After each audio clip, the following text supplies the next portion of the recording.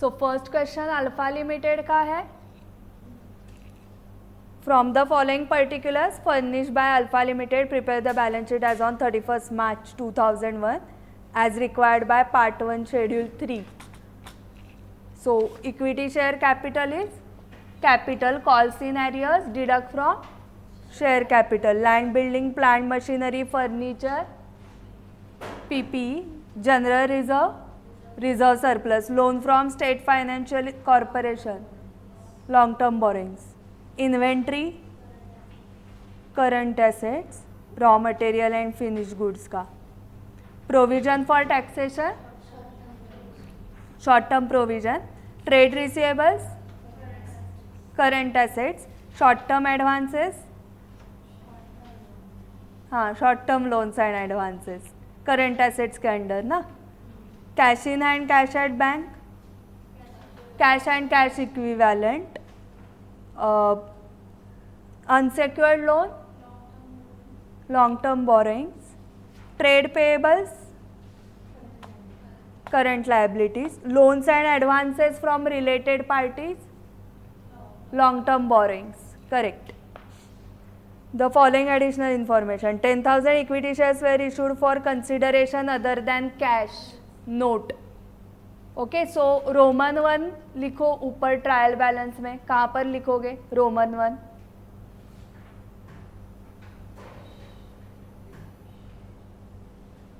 Equity share capital के इधर. Trade receivables of rupees 2,60,000 are due for more than 6 months.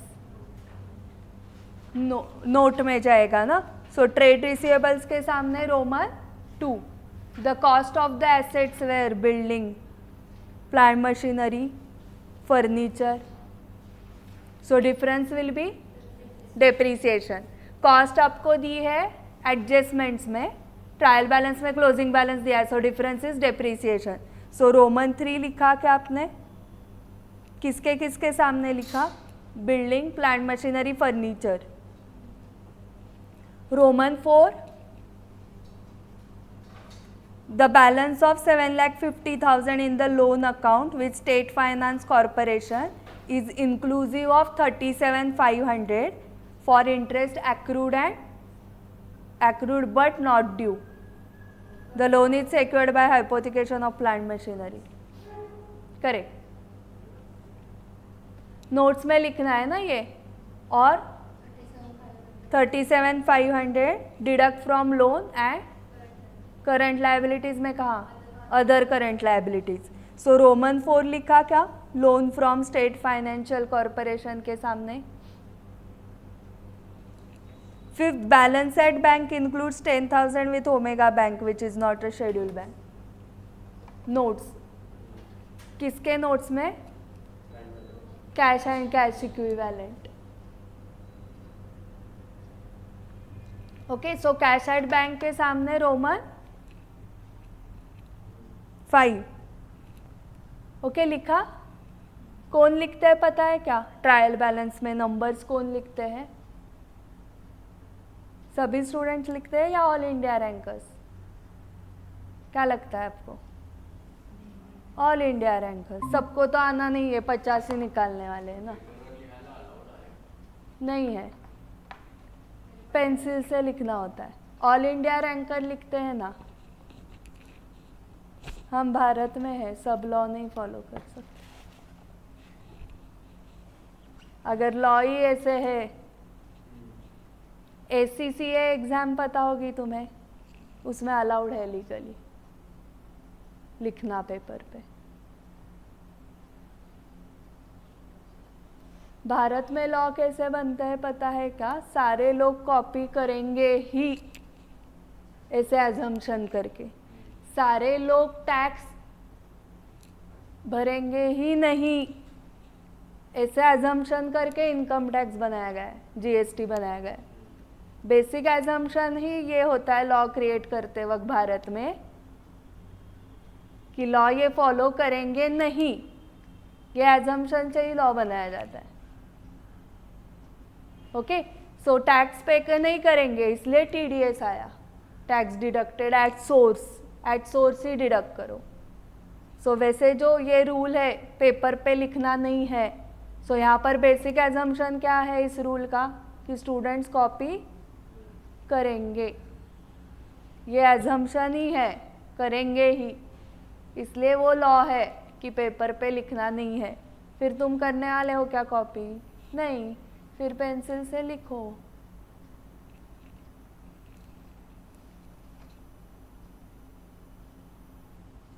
So Roman 5 लिख दिया cash at bank के इधर. Roman 6 transfer 20,000 to general reserve is proposed by board of directors. हाँ, reserves and surplus के notes में.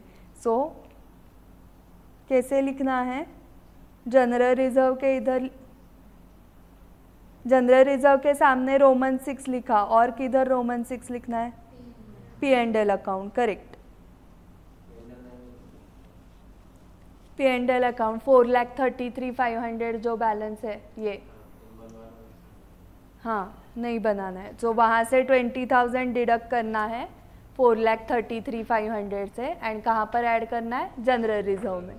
सो ये एडिशन एंड डिडक्शन दोनों किसके नोट्स में आएगा? रिजर्व सरप्लस के नोट में ही ये दिखाना है ना. डिडक्ट करो, transfer to reserve and add कहाँ पर करना है? General reserve. ठीक है. सो इसलिए आपको P&L अकाउंट का बैलेंस 4,33,500 एंड जनरल रिजर्व का बैलेंस दोनों के सामने आपको क्या लिखना पड़ेगा? रोमन 6. ओके, लिखा P&L account and general reserve के सामने. हाँ, एंड 7 बताओ. Board of directors has declared dividend of 5% on paid up capital. Notes. Okay, it's a contingent liability. It will not be shown in the balance sheet. Okay, तो वो आप भूल सकते हो. तो क्या करना है? रोमन 6 कहाँ पर लिखा है? Plant and sorry P&L account के इधर लिखा है ना रोमन 6 एंड GR. तो P&L अकाउंट के बाजू में रोमन 6 लिखा है, उसके बाजू में रोमन 7 लिख दो एंड नोट लिखो. नोट मतलब वो याद रहेगा ना कि रोमन 7 की नोट लिखनी है. ओके, आउट ऑफ मार्क्स चाहिए तो आपको, आउट ऑफ नहीं चाहिए तो आधा एक मार्क जाएगा नोट नहीं लिखा तो. जिनको आउट ऑफ चाहिए उनके लिए ऐसे करना है.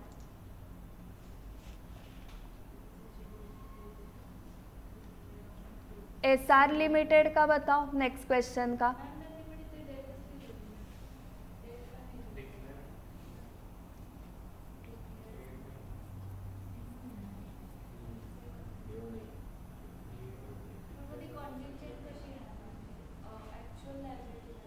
डिक्लेयर्ड, अप्रूव्ड कहाँ पे है? शेयर होल्डर्स ने अप्रूव करने के बाद वो लायबिलिटी बन जाती है. SR लिमिटेड 2 मिनट दे रही हूँ मैं आपको एडजस्टमेंट्स पढ़ने के लिए. जस्ट सारे एडजस्टमेंट के मुझे 2 इफेक्ट्स बताओ फटाफट. 11 एडजस्टमेंट्स है total.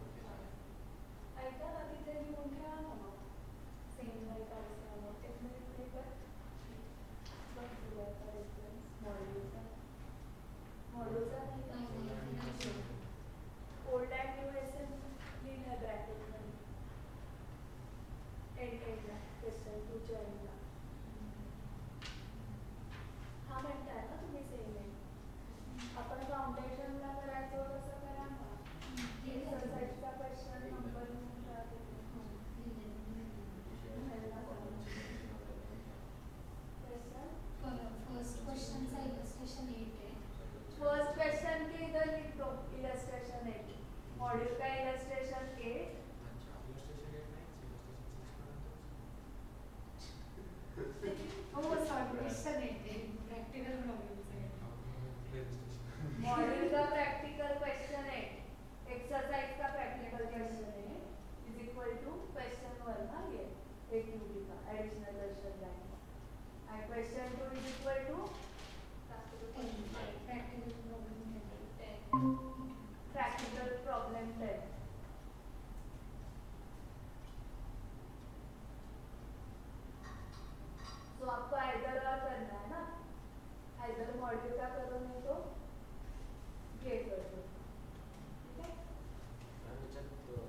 Ma'am, can you please repeat?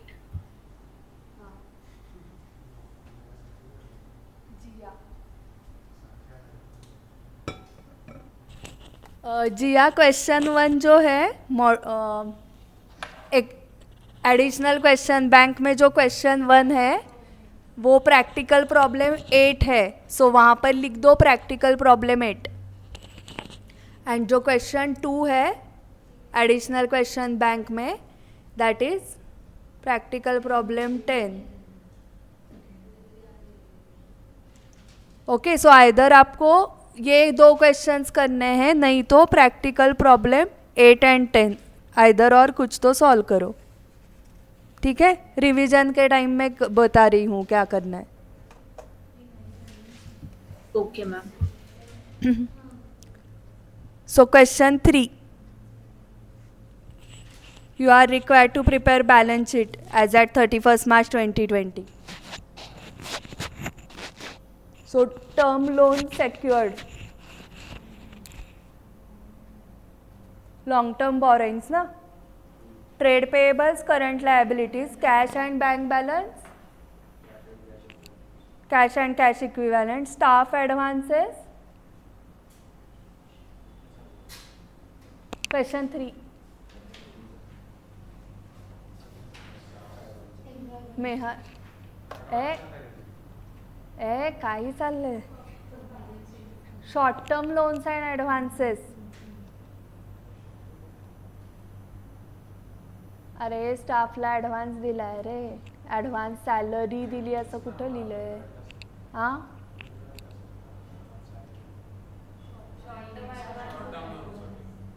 Current assets में short term loans and advances, other advances given by company. हाँ, long term loans and advances non current assets के अंडर. नॉन करंट एसेट्स के under long term loan and advance given by company and given to company का difference समझता है आपको? Given to company मतलब long term borrowings, given by company मतलब long term loans and advances. Next, provision for taxation, short term provision current liabilities के under. Securities premium, reserve surplus, loose tools, current assets, general reserve, reserve surplus, investments non current, profit for the year, reserves and surplus, trade receivables, current assets, miscellaneous expenses, adjustment to write off the amount of miscellaneous expenses in full amounting to 2,32,000. क्या करना है? P&L से less करना है. Very good. Profit for the year से less करना है. हाँ, इसको सो मिसलेनियस एक्सपेंस के सामने लिख दो second, adjustment number 2. Loan from other parties, long term borrowing. Provision for doubtful dates, deduct from debtors, trade receivable से डिडक्ट करना है. Stores, inventory, finish goods, inventory, plant machinery already WDV दिया है, PPE ना.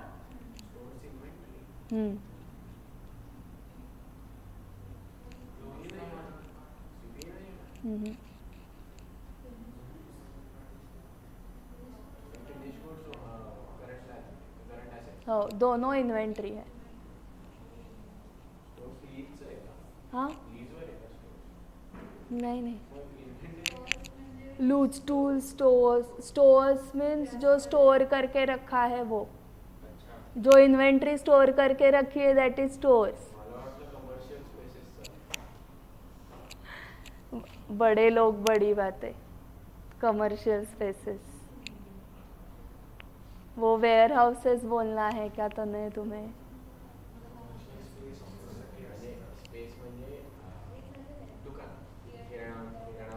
हाँ, सो गोडाऊन, वेअर हाऊस, तर ते PPE बरोबर आहे.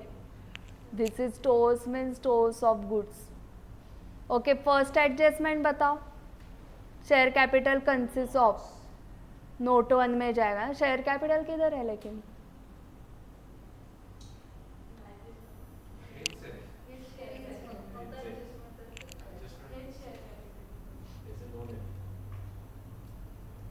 गुड।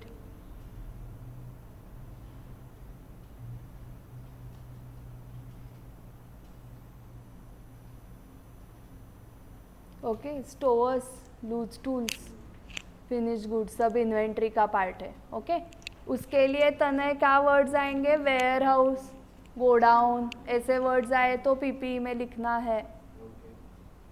स्टाफ एडवांस, स्टाफ को जो आपने एडवांस दिया था एंड अदर एडवांसेस दिए थे। अदर एडवांस मतलब दूसरे लोगों को, अदर देन स्टाफ, वो दोनों उन्होंने क्या एज्यूम किया है? Considered to be short. आपने अदर एडवांस लॉन्ग टर्म में डाला था, याद है क्या आपको? सो एडवांस देते वक्त शॉर्ट टर्म के लिए देना है, लोन लेते वक्त लॉन्ग टर्म के लिए लेना है। ओके, सो एजम्पशंस कैसे करोगे? एडवांसेस देते वक्त शॉर्ट टर्म, लेते वक्त हाँ। हो, प्रोविजन फॉर टैक्स ना? नहीं, deduct from trade receivables, specific दिया है शेड्यूल 3 में। ओके, इंस्ट्रक्शंस जो थे ना, instructions to be followed annexure में, उसमें दिया है ये कि provision for doubtful debts, provision for depreciation, ये शॉर्ट टर्म प्रोविजंस के अंडर नहीं लिखना है करंट लाइबिलिटीज़ में, वो डिडक्ट करना है from PP, from trade receivables. Short term provision में सिर्फ प्रोविजन फॉर टैक्स जाएगा, प्रोविजन फॉर डेप्रीसिएशन पीपी से ही लेस करना है, provision for doubtful dates trade receivable से ही लेस करना है। वो शॉर्ट टर्म प्रोविजंस में नहीं दिखाना है, इधर नहीं दिखाना है शॉर्ट टर्म प्रोविजंस में। इधर सिर्फ provision for tax, provision for gratuity, provision for employee benefits, ये सब इधर आएंगे। वो तो दोनों लॉन्ग टर्म है, रादर लॉन्ग टर्म प्रोविजंस है ना वो, provision for gratuity, provision for employee benefits. ठीक है,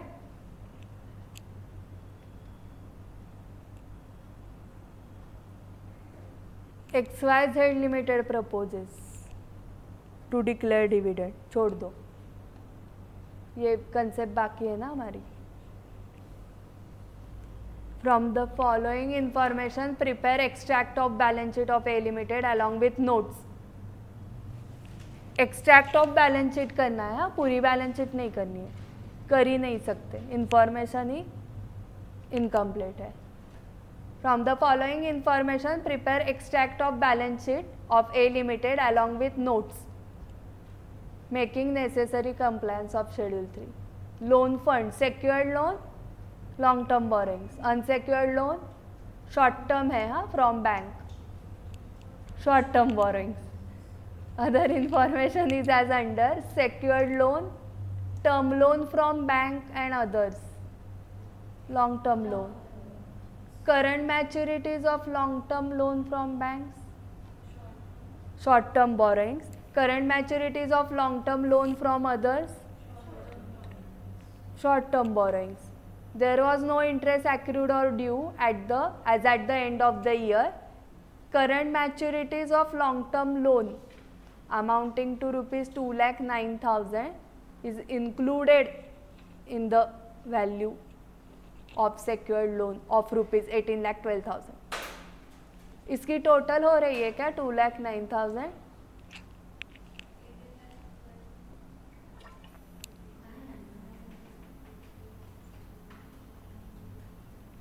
करंट मैच्योरिटीज़ की टोटल कितनी हो रही है? 2,09,000। तो वो कहाँ पर इंक्लूड है? In the value of secured loan, तो वहाँ से माइनस करना पड़ेगा ना, एंड कहाँ पर लेके जाना है उसको?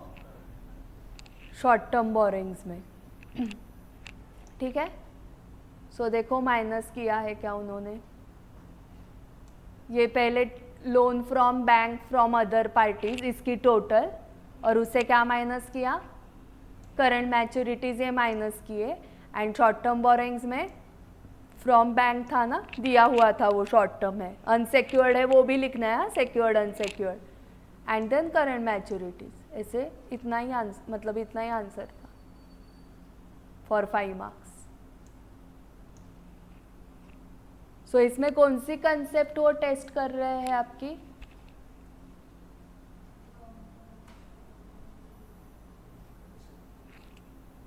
करंट मैच्योरिटीज को शॉर्ट टर्म बोरोइंग्स दिखाना है, ये पता है क्या आपको? उस कंसेप्ट का टेस्टिंग किया इस क्वेश्चन से. 8 हमने किया था क्या? स्टडी मटेरियल में है ना, आपका अलग होगा. हाँ, श्वेता अली का, direct Shweta limited.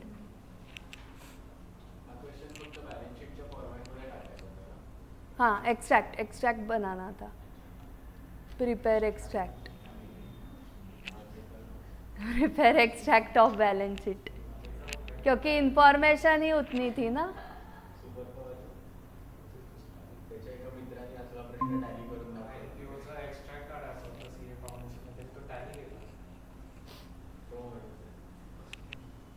Luca the Pacioli नंतर तोच रे.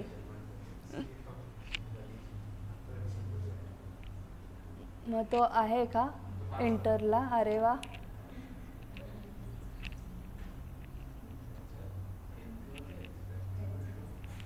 अरे जेवढं डेबिट होतं तेवढंच क्रेडिट असेल एक्स्ट्रॅक्टमध्ये, तर ते होणारच टॅली. मग आता इथं फक्त लायबिलिटी दिल्यात, तर ह्याच्यात बँक बॅलन्स वाढणार की नाही एवढं लोन घेऊन ठेवलंय तर? झालं टॅली. Bank to loan.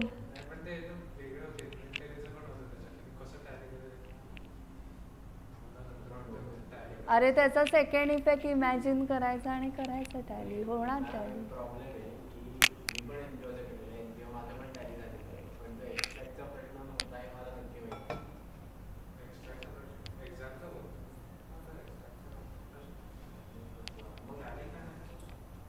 क्लासमधलं होतं रे काहीतरी.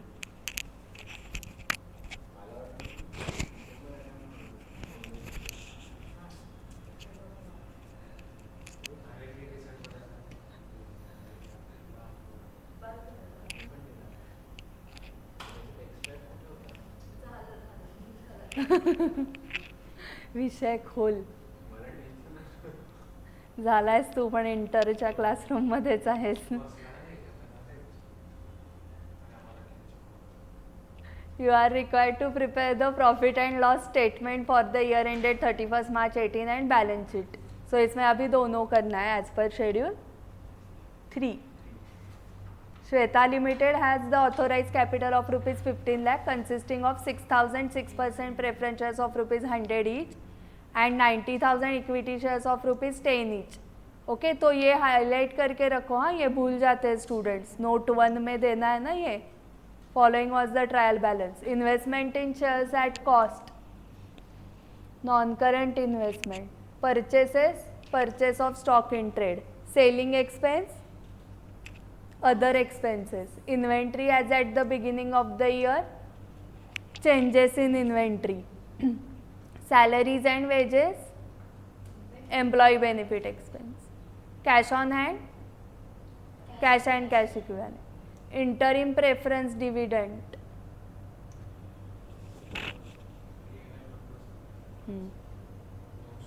Very good. Reserves and surplus में जो भी प्रॉफिट आएगा ना आपका फॉर द ईयर, वहाँ से minus. Bills receivable, current assets, interest on bank overdraft.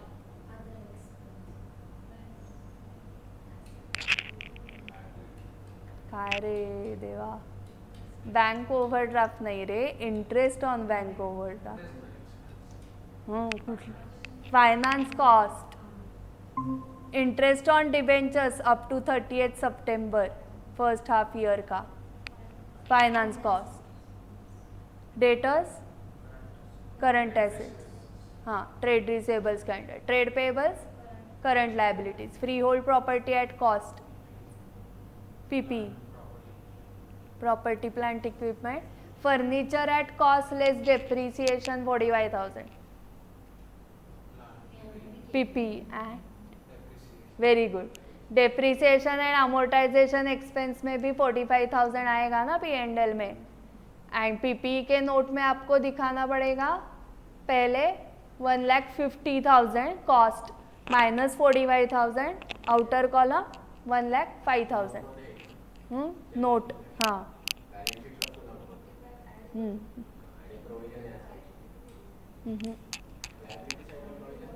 नाही हां आजचं रेकॉर्डिंग तुला परत बघावं लागणार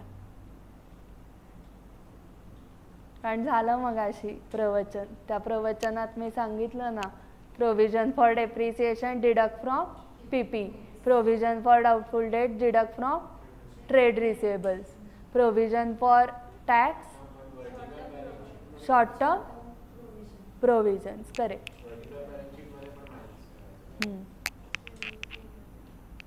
आता मी फक्त वर्टिकलचंच बोलणार कारण आत्ता मी इंटरमिजिएटच्या स्टुडंट्सना शिकवते हां मी वर्टिकलचंच बोलणार तू त्यामुळे विचारायचंच नाही वर्टिकलचं का कारण तुम्हाला वर्टिकलच आहे सिलेबसमध्ये हां मग तू हा प्रश्नच उद्भवत नाही आहे की वर्टिकलचं का कारण वर्टिकलच आहे तुम्हाला फक्त सिलेबसमध्ये त्यामुळे हा प्रश्नच येत नाही टी फॉर्मॅट कॉफी फॉर्मॅट का वर्टिकल फॉर्मॅट आपल्याला एकच फॉर्मॅट आहे 3-4 फॉर्मॅट असते तर हा प्रश्न योग्य होता की नाही वर्टिकल फॉर्मॅट का नाही येणार कारण ह्याच्यावरचं प्रवचन 10 मिनिटापूर्वी 10 मिनिटाचं प्रवचन झालं होतं म्हणजे आता थोड्या वेळाने विचारलं तर हेच सांगतील उत्तर 6% preference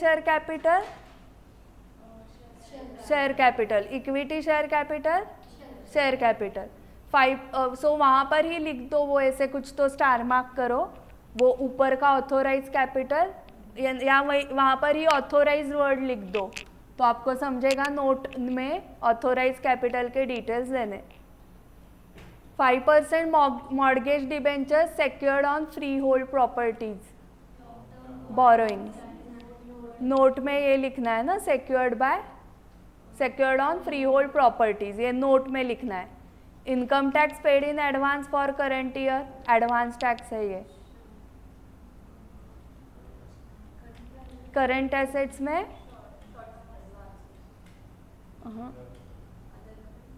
other current assets correct short term loan and advance मतलब फिर से मिलने वाला है ना आपको वो रिसीवेबल ये फिर से नहीं मिलने वाला है दिस प्रीपेड ना डिविडेंड्स मिल रहे हैं आपको इनकम साइड को है वो डिविडेंड्स मिल रहे अदर इनकम P&L का ओपनिंग रिजर्व सरप्लस का नोट सेल्स नेट है revenue from operations bank overdraft secured by hypothecation of stocks and receivables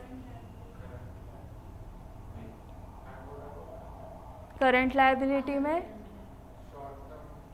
short term borrowings and bracket में hypothecation of stock and receivables technical know how fees at cost paid during the year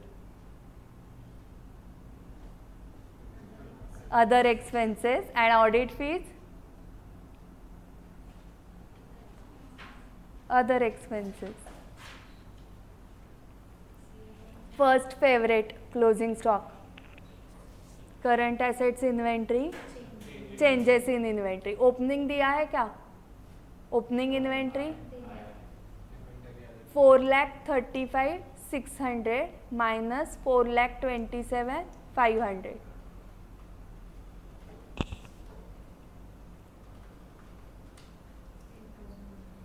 8,000 4,35,600 minus 4,27,500 8,100 का difference positive लिखना है ना अगर closing stock ज़्यादा होता तो bracket में लिखना है changes in inventory purchases include 15,000 worth of goods and articles distributed among valued customers so एक काम करो, ओपनिंग स्टॉक के इधर 1 नंबर लिख दो, inventory as at the beginning of the year first. Second number किसके सामने लिखना है?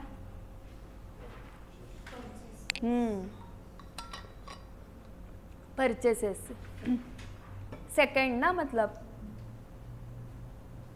14,71,500 के सामने लिखा ना purchases, second number. So deduct from purchases and add in,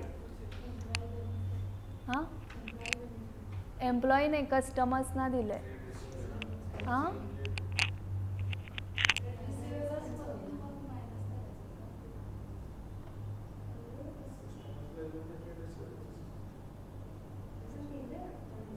as free sample.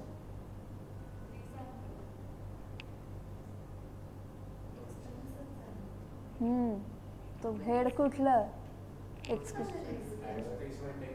असं हेड आहे का शेड्यूल 3 मध्ये? मग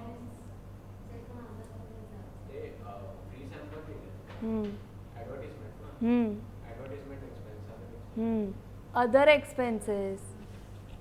सो deduct from purchases, add in other expenses. Valued customers को आप कुछ दे रहे हो, आर्टिकल्स एंड गुड्स,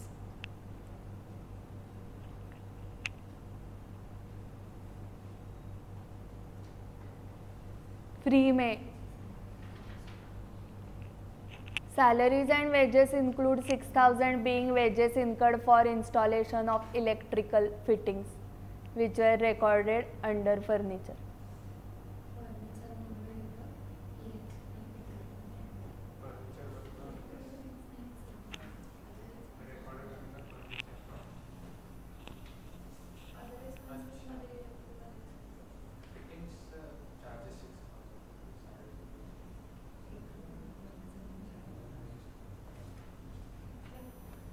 सगळे इंग्लिश मिडियमचे आहेत नक्की? मी मराठी मिडियमचे आहे. कारण करेक्ट, सैलरीज एंड वेजेस से माइनस करना है एंड फर्नीचर में ऐड करना है.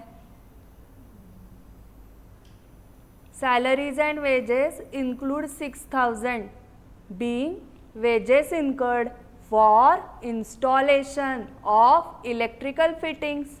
एंड इलेक्ट्रिकल फिटिंग्स किसके अंडर रिकॉर्ड किए हैं? Which were recorded under the heading furniture. इसलिए फर्नीचर में ऐड करना है. अगर वो मशीनरी के अंडर रिकॉर्डेड होते तो मशीनरी में ऐड करना है. So deduct from salary and wages. So third number किसके सामने लिखा आपने? सैलरीज एंड वेजेस के सामने थर्ड एंड फर्निचर के सामने थर्ड लिखा. हे फाउंडेशनच्या एंट्रीत चालले आहेत हा, ह्याच्यात गोंधळ घालू नका, नाहीतर तिकडे फाउंडेशन फास्ट ट्रॅकला बोलवीन मी. 11:15 वाजता या उद्या. Fourth, bills receivable include 4,500 being dishonoured bills, 50% of which had been considered irrecoverable. ये तो बाद में है, पहले इसका तो बताओ. बिल्स रिसीवेबल में 45,000 है इंक्लूड जो डिसऑनर्ड है. Add in debtors, correct.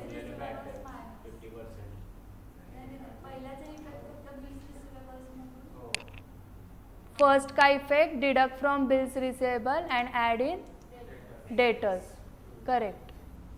Second का इफेक्ट, हाँ हाँ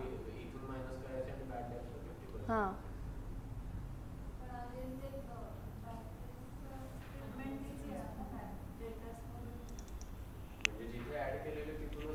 करेक्ट, हाँ. सो डिसऑनर की एंट्री पहले दिखानी पड़ेगी ना.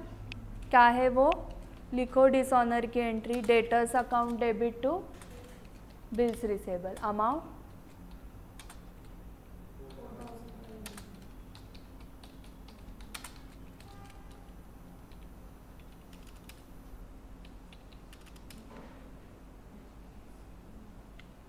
एंड बैड डेट्स की entry Bad debts account debit to debtor and amount 2250. But हमें एंट्रीज नहीं पूछे है ना, सो आपको trade bills receivable and debtors दोनों कहाँ पर है? करंट एसेट्स में, नोट में होगा ना। सो बिल्स रिसीवेबल के नोट से आप माइनस करोगे डिसऑनर्ड 4500, फिर डेटर्स का नोट अलग होगा, उसमें आप क्या करोगे? ऐड 4500, हाँ, and less bad debts 2250, and bad dates का सेकेंड इफेक्ट अदर एक्सपेंसेस में जाएगा। ओके, सो देखो यहाँ पर बिल्स रिसीवेबल एंड डेटर्स, इसके अलग अलग नोट है क्या? दोनों एक साथ है। ट्रेड रिसीवेबल्स के अंडर आता है sundry debtors and bills receivable. So यहाँ से जो डिसऑनर हुआ था बिल वो माइनस किया, एंड डेटर्स में क्या किया उन्होंने? Refer working note other debts में, क्योंकि ये more outstanding for more than 6 months वाले दिए होंगे आपको एडजस्टमेंट में, तो बाकी के जो डेटर्स है उसका वर्किंग नोट किया उन्होंने कि ये पहले given debtors, then bills receivable जो डिसऑनर हुए वो ऐड किया, उसमें से बैड डेट्स माइनस किया, फिर ये अमाउंट आई। फिर इस अमाउंट को due for more than 6 months as पर इंफॉर्मेशन गिवन 18,000, सो बाकी के लेस देन 6 मंथ्स। सो ये वर्किंग नोट आपको भी करनी पडेगी हाँ एग्जाम में। मनातल्या मनात तुम्ही केली तर तो पण मार्क मनातल्या मनात देईल। तुम्हाला आंसर शीटवर मार्क्स हवे असतील तर उत्तरही आंसर शीटवर लावे। आपने मन में ही वर्किंग नोट बनाई तो वो भी मन में मार्क्स देगा चेकर। आपको आंसर शीट पे मार्क्स चाहिए तो वर्किंग नोट भी आंसर शीट पे ही लगेगी ना, मन की बात नहीं पहुंचती है चेकर तक, वो बतानी पड़ेगी आंसर शीट पे। ओके, सो ये वर्किंग नोट करनी पड़ेगी अगर मार्क्स चाहिए तो। फिर ये वर्किंग नोट का जो रिजल्ट आ रहा है वो कहाँ पर जाएगा? नोट्स में जाएगा। Notes are a form of schedule 3 and working note is not a part of schedule 3। वो आप आपके हिसाब से कैसे भी बनाओ क्योंकि वो आप बना रहे हो, बट जो नोट्स का फॉर्मेट है वो लॉ है शेड्यूल 3। सो वो यहाँ पर रेफर वर्किंग नोट करके आपके ये अमाउंट्स आ गए दोनों, एंड इसमें बिल्स रिसीवेबल ऐड करके ट्रेड रिसीवेबल्स। सो मतलब ट्रेड रिसीवेबल की एक ही नोट करनी है जिसमें दोनों आएगा, बिल्स रिसीवेबल भी है डेटर्स भी। वैसे ही ट्रेड पेएबल्स की नोट करनी है जिसमें दोनों आएंगे, bills payable and creditors. Okay, clear हुआ ये? नेक्स्ट एडजस्टमेंट के बताओ effects. Bills receivable of 6000 maturing after 31st March were discounted.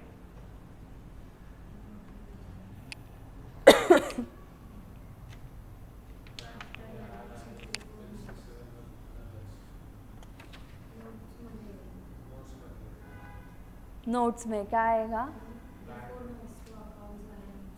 Before notes to accounts जो नोट आएगी वो क्या आएगी? सेंटेंस क्या आएगा? Contingent liability. Correct correct, contingent liability for 6000, क्योंकि ये बिल आपने डिस्काउंट किया है बट वो मैच्योर हो रहा है आफ्टर 31st March। ओके, सो मैच्योरिटी के टाइम बैंक किसके पास जाएगी? पहले ड्रॉई के पास। ड्रॉई ने पेमेंट नहीं किया तो श्वेता के पास, Shweta limited. So there is a contingent liability for bills receivable discounted with bank 6000। So आप लिख पाओगे ये सेंटेंस? कहाँ पर लिखना है? नोट्स टू अकाउंट्स के पहले वाले नोट।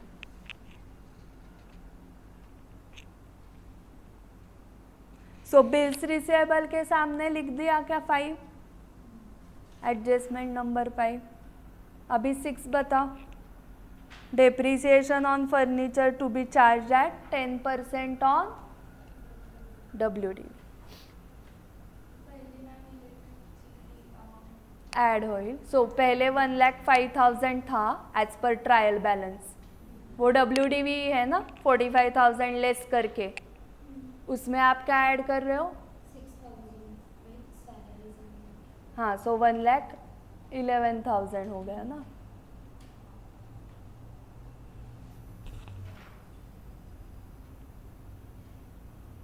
और उसके ऊपर 10%.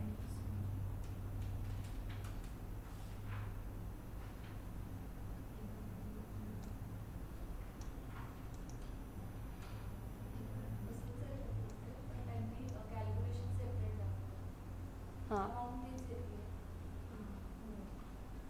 11,100 is the depreciation for the year, correct. 1,05,000 पहले जो ट्रायल बैलेंस में था वो, प्लस आपका इलेक्ट्रिकल फिटिंग्स का 6,000. सो टोटल, हाँ, इसके ऊपर ये WDV है ना 10%, 11,100. ठीक है क्या? एंड ओपनिंग वाला प्रोविजन कितना है? Provision for depreciation trial balance में दिया है 45,000. This is the opening balance given in the trial balance 45,000.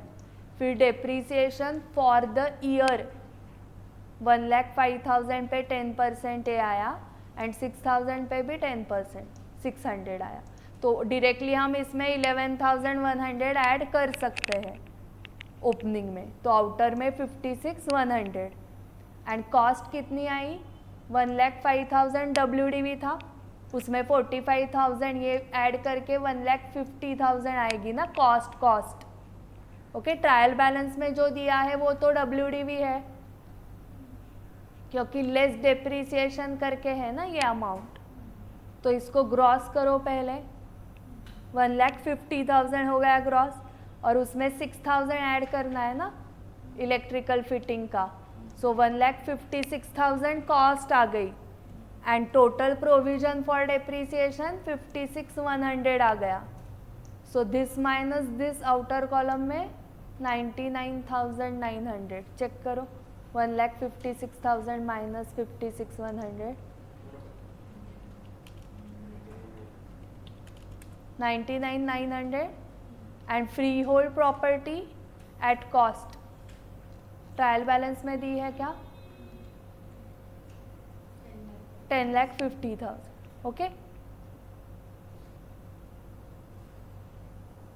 सो ये आपने 6 नंबर किसके सामने लिखा है? फर्नीचर के सामने. 7th किसके सामने लिखोगे?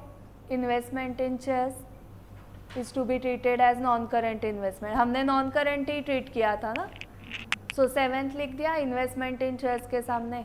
8 interest on debentures for the half year ending on 31st March was due on that date. On 31st March was due on that date. हाँ, करंट लायबिलिटी में अदर करंट लायबिलिटी आणि finance cost. सो 11,250 जो trial balance में interest on debentures दिया है वो पूरे साल का है क्या? फर्स्ट हाफ ईयर का है ना. तो सेकेंड हाफ ईयर का भी उतना ही होगा 11,250 एंड वो ड्यू है 31st मार्च को.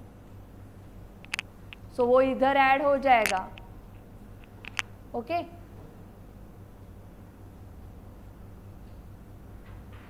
11,250 ऐड किया फाइनेंस कॉस्ट में. नोट 10 चेक करो. सो 11,250 प्लस 11,250 22,500 एंड वो 31st मार्च को पे करना बाकी है ना.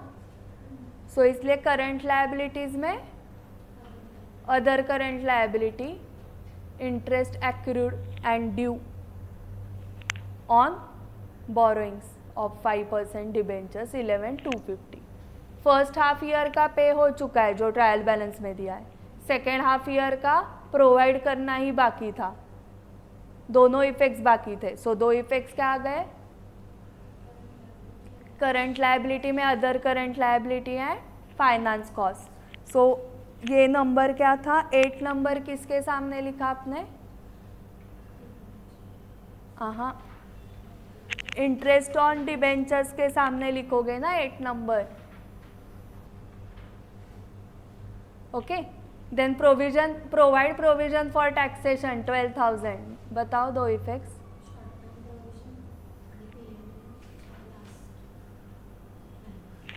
Other expenses, short term provision and P&L में, हाँ, लेस करके यहाँ पर करंट टैक्स में. अदर एक्सपेंस में नहीं, यहाँ पर दिखाओ. Okay, 12,000. So profit before tax आ जाएगा ना आपका. Total income minus total expenses, profit before exceptional extraordinary items and taxes. फिर इससे आप लेस करोगे exceptional items, then you will get profit before extraordinary items and taxes. Then you will deduct extraordinary items, then you will get profit before tax, then you will deduct tax, then you will get profit after tax. Okay, so दो effects, current tax and short term provision. 9th हो गया. 10th बताओ.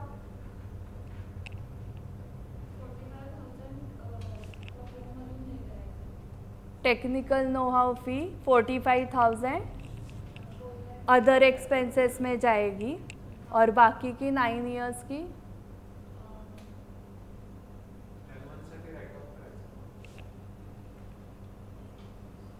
Technical know how fees is to be return of over a period of 10 years. या current year की 45,000, तो वो other expenses में गई. 9 इयर्स की किधर जाएगी? एसेट्स में. किधर?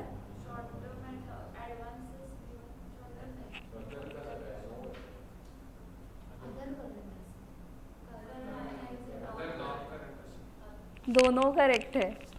नेक्स्ट ईयर का अदर करंट में, और बाकी 8 इयर्स का अदर नॉन करंट में,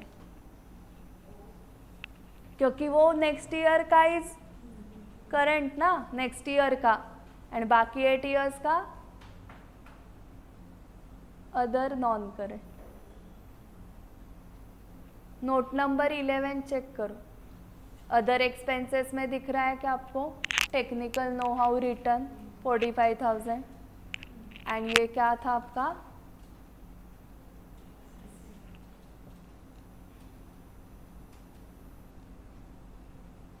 ये सब करंट कहाँ पर गया?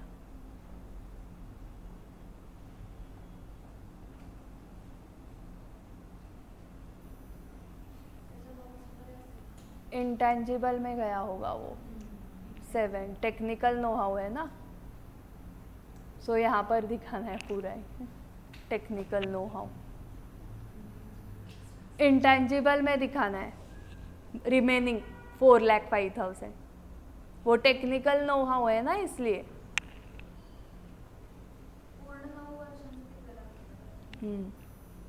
टेक्निकल नो हाउ की फी पे करके आप एक इंटेंजिबल एसेट क्रिएट कर रहे हो, like a software, website, mobile app. ये सब इंटेंजिबल एसेट्स है ना, तो ये आप क्रिएट कर रहे हो टेक्निकल नो हाउ पे करके.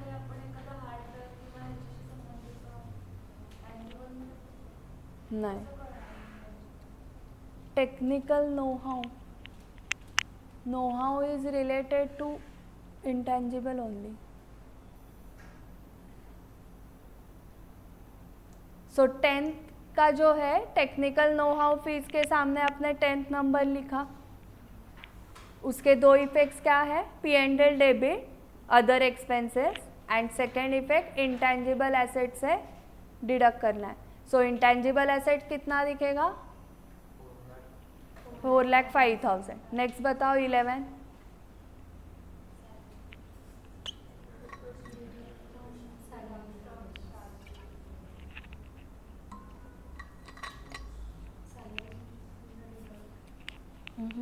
सिर्फ नोट में दिखाना है. एम्प्लॉय बेनिफिट एक्सपेंस में कि ये डायरेक्टर्स का रेम्यूनरेशन इतना है और बाकी स्टाफ का इतना है।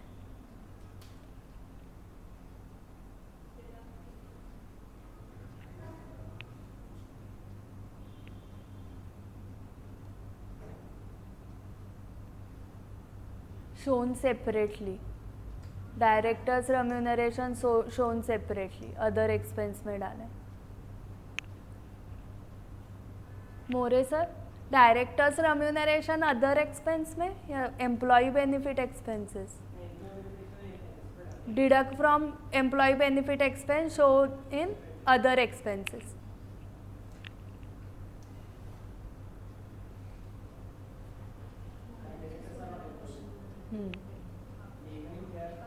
वर्किंग, हाँ, they are representative of shareholders, so they are not employees, so no employee benefit expense, other expenses.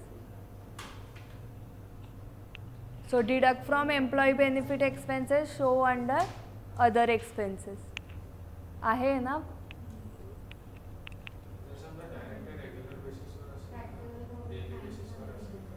तरी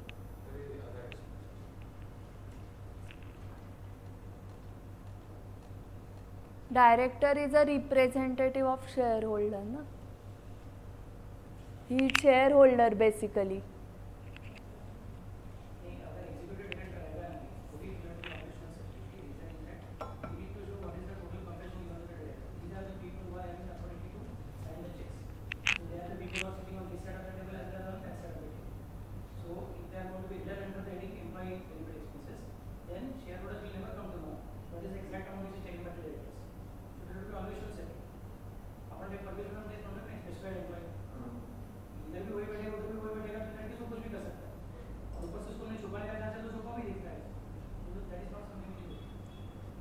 Okay, so any director remuneration is other expenses, deduct from employee benefit if it is shown under salaries and wages. Last one, trade receivables include 18,000 due for more than 6 months. Show separately ना note. So trade receivables के सामने लिख दिया 12 number.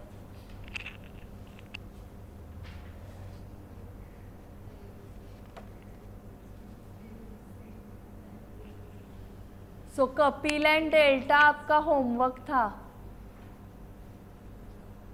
Homework या class work जो भी, before मैं आने के पहले।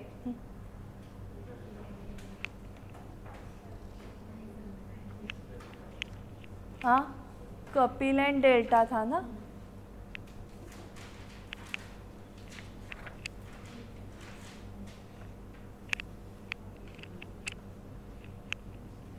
Kapil and delta, question 8 was delta, 8A and 8B है, देखो वहाँ पर 8B क्या है पढ़ो।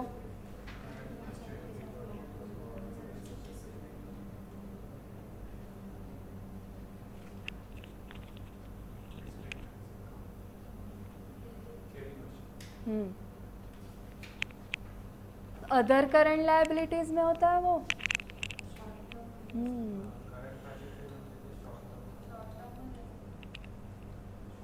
Other current maturities of long-term borrowings are shown under short-term borrowings and not under other current liabilities as per the amendment.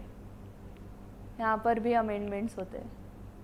As per the amendment to Schedule 3 wide MCA notification dated 24th March 2021. Hence the statement given in the question is not valid. तो ये आपकी comment थी, you are required to comment ना, तो no comment से answer नहीं लिखना है। ओके, सो वो भी लिखेंगे no marks, no comments no marks. So your comment is the statement given in the question is not valid. Okay, क्योंकि एज पर अमेंडमेंट उसको अदर करंट लायबिलिटी में नहीं दिखाना है, उसको कहाँ पर दिखाना है, करंट लायबिलिटीज में, short term borrowings. So 7 and 8 आप कर रहे हो ना होमवर्क के लिए।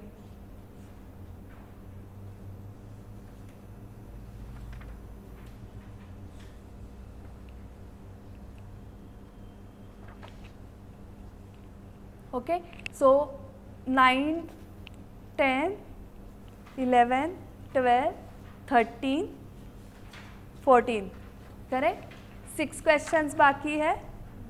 हाँ, तो वो हम हर रोज एक एक क्वेश्चन करेंगे. और कल हम नया अकाउंटिंग स्टैंडर्ड स्टार्ट कर रहे हैं, AS2, valuation of inventory. Correct. AS2. So module number 1. Correct लाना है आपको.